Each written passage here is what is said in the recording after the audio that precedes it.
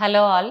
Accidental scars మన దగ్గరికి చాలా మంది యాక్సిడెంట్స్ అయిన తర్వాత స్కార్ తగ్గించుకోవడానికని వస్తూ ఉంటారు. కొంతమంది ఎర్లీగా యాక్సిడెంట్ అయిన ఇమ్మీడియట్ లెస్ దాన్ 6 వీక్స్‌లో వస్తారు. కొంతమంది లేట్‌గా కూడా వస్తారు.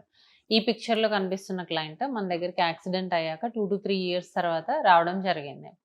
సో, తనకేంటి అంటే సూచర్స్ పడ్డాయి. అది హీల్ అయిన తర్వాత తను ఇక్కడికి రావడం జరిగింది.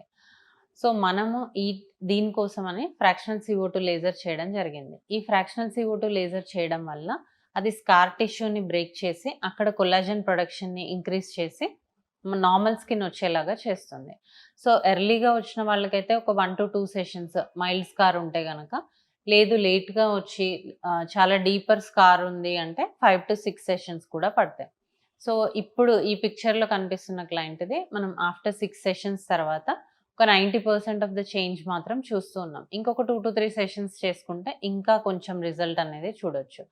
సో, యాక్సిడెంటల్ స్కార్స్ ఉన్నప్పుడు, ఏదైనా యాక్సిడెంట్ జరిగినప్పుడు ఇమ్మీడియేట్‌గా డాక్టర్‌ని కన్సల్ట్ చేస్తే చాలా బాగా ట్రీట్ చేయొచ్చు. లేట్ అవుతున్న కొద్దీ ఆ స్కార్ టిష్యూ అనేది వెరీ డీప్ అయిపోయి రిజల్ట్స్ అనేవి 100% మనం చూడలేకపోవచ్చు. సో, మీకు గనక యాక్సిడెంటల్ స్కార్స్ ఉంటే మీ డెర్మటాలజిస్ట్‌ని కన్సల్ట్ అవ్వండి.